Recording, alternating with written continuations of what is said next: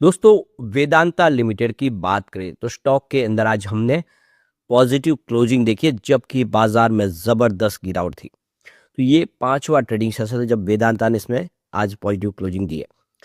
तो यहाँ पे वेदांता ने अपनी नई रिपोर्ट जारी की अपने बिजनेस को लेकर, अपनी रणनीति को लेकर। वेदांता जो इस समय एक बड़ा फैसला कर चुकी है। जेपी एसोसिएट जिसको खरीदने के लिए इन्होंने सबसे बड़ी बोली लगाई थी, लेकिन जो इसके लैंडर्स है उन्होंने अदानी ग्रुप की बोली को स्वीकार किया और उनको ये मौका दिया। अब इस पूरे मामले को लेकर एनसीएलटी में अपील की है वेदांता ने और इस पे सुनवाई हो रही है। वेदांता कह रहा है कि ये सबसे बड़ी हमारी बोली है, तो फिर हमको क्यों खारिज किया गया। पूरी अपडेट क्या है उसको समझेंगे और क्या वेदांता को फिर से मौका मिलेगा।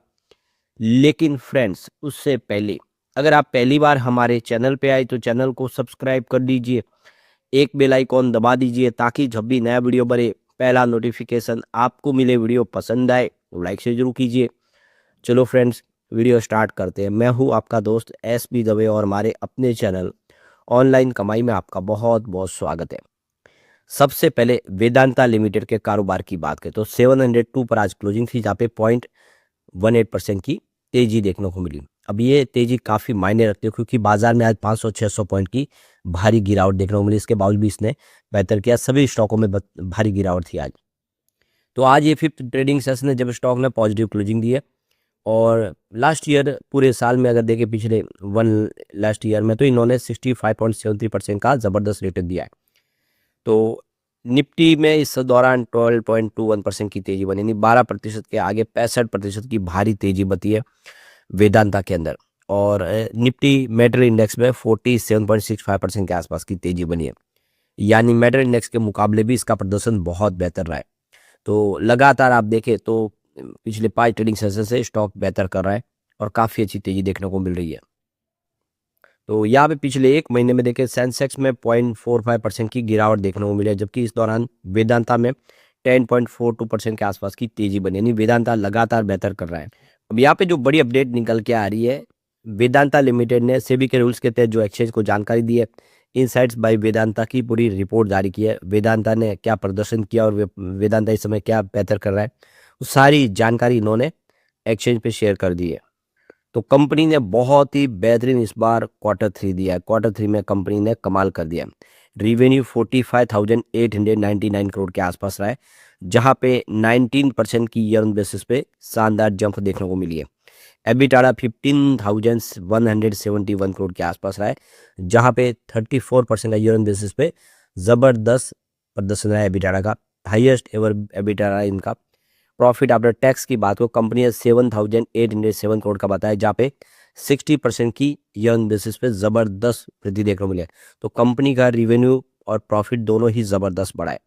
नेट डेट अगर एबिटाडा में देखें तो 1.23x के आसपास रहा है और इसमें इंप्रूवमेंट देखने को मिला है, क्योंकि पिछले क्वार्टर में देखें, पिछले साल सेम क्वार्टर में 1.40x था। इसका मतलब कंपनी ने अपने नेट डेट को भी काफ़ी कम किया है। एबिटाडा मार्जिन इस बार 41% का है, जो 629 basis point year on basis पे देखने को मिला है, जो इनका सेकेंड हाइएस्ट एवर मार्जिन देखने को मिला है। और रिटर्न ऑन कैपिटल एम्प्लॉयड देखे तो 27% है, जहाँ पे 296 basis point year on basis पे जंप देखने को मिली है। तो कुल मिला के देख कंपनी ने बहुत बेहतर प्रदर्शन किया है। यहाँ पे क्रेडिट रेटिंग देखे तो यहाँ पे क्रिसिल और इकरा की तरफ से AA की रेटिंग को रीअफर्म कर दिया गया है। टोटल शेयर होल्डर रिटर्न देखे तो यहाँ पे कंपनी को जो है देख सकते हो कि निफ्टी के मुकाबले इसका 5x रहा है और निफ्टी मेटल के मुकाबले इसका देखे तो ये 2.7x रहा है। और पिछले 5 साल में इसने 428% का जबरदस्त रिटर्न दिया, यानी इसके सेक्टर के मुकाबले, निफ्टी के मुकाबले इसका प्रदर्शन बहुत अच्छा रहा है। अब यहाँ पे आप देखिए ये पूरी की पूरी रिपोर्ट यहाँ पे दे दी है, एक्सचेंज पे है, जिसमें आप देखो कि कंपनी ने अपने बिजनेस को लेकर अपनी रणनीति बताई है, किस तरह से कंपनी का बिजनेस चल रहा है, कंपनी किस किस सेगमेंट में काम करे, उसकी सारी जानकारी दी गई है। सबको यहाँ पे अच्छे से हम डिस्कस नहीं कर सकते, काफ़ी बड़ा वीडियो हो सकता है। तो ये आप देख सकते हो, यहाँ पे सारी डिटेल है, आप अच्छे से जाके दोनों एक्सचेंज पे देख सकते हैं। कंपनी माइनिंग से लेके मिनरल से लेके पावर सेगमेंट में अपनी तेजी दर्ज कर रही है, लगातार अपना बिजनेस ग्रो कर रही है। तो लगातार कंपनी का प्रदर्शन बहुत बेहतर है। एक मजबूत टीम के दम पे ये सारा काम आगे बढ़ रहा है। अब यहाँ पे जो बड़ी अपडेट निकल के आ रही है, वेदांता ने फिर से एनसीएलटी में अपील की है और अदानी का जो रेजोल्यूशन प्लान है उसका रिव्यू करने के लिए। जयप्रकाश एसोसिएट की जो बोली है वो अदानी ग्रुप ने जीती है, लेकिन सबसे बड़ी बोली वेदांता की थी और इसीलिए वेदांता ने यहाँ पे रिव्यू पिटिशन लगाई है। तो देख सकते हो कि वेदांता ने यहाँ पे देख सकते हो कि नवंबर 2025 के डिसीजन को चैलेंज किया एनसीएलटी में। तो यहाँ पे देखो कि वेदांता लिमिटेड की तरफ से यहाँ पे गुरुवार को यहाँ पे आर्ग्यू किया गया कि नेशनल कंपनी लॉ ट्रिब्यूनल है वो जो डिसीजन लिया गया है उसको फिर उसका रिव्यू करे, उसके बारे में फिर से अच्छे से जांच करे, क्योंकि अदानी इंटरप्राइजेस की जो बोली है उसके सामने उनकी बोली काफ़ी बड़ी थी जेपी एसोसिएट को अधिग्रहण करने के लिए। तो यहाँ पे देखो कि जो फैसला किया गया है वेदांता ने उसको चैलेंज किया नवंबर 2025 के फैसले को। जो क्रेडिटर्स ऑफ कमेटी यानी सीओसी की तरफ से फैसला हुआ था उसको एनसीएलटी इलाहाबाद बेंच में चैलेंज किया गया है और ट्रिब्यूनल से रिक्वेस्ट की है कि इस फैसले को बदल के एक फ्रेश प्लान फिर से लैंडर के सामने भेजा जाए, उस प्लान के ऊपर वो आगे बढ़े। तो यहाँ पे सीनियर एडवोकेट यूके चौधरी जो वेदांता की तरफ से अपील कर रहे थे, अपनी जीरा कर रहे थे, उन्होंने एनसीएलटी में कहा है कि कंपनी की जो यहाँ पे बोली थी उसको साइडलाइन किया गया, जबकि उनकी जाबदे के हाईएस्ट बिडर थे वो पहले राउंड से, लेकिन उनकी बोली को यहाँ पे नहीं गिना गया। तो वेदांता लिमिटेड का कहना है कि हमारी 12,505 करोड़ रुपीज़ की सबसे हाईएस्ट बोली थी ऑक्शन के दौरान।